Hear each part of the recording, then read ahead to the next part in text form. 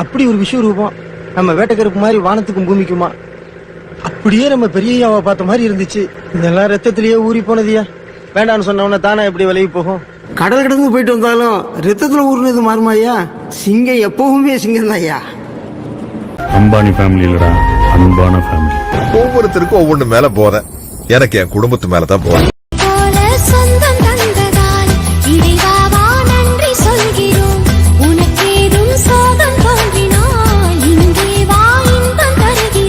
என் இமையில இருந்து ஒரு முடி விழுந்தா கூட உன் கண்ணுல கத்தி எடுத்து சோர்வீர் வாழ.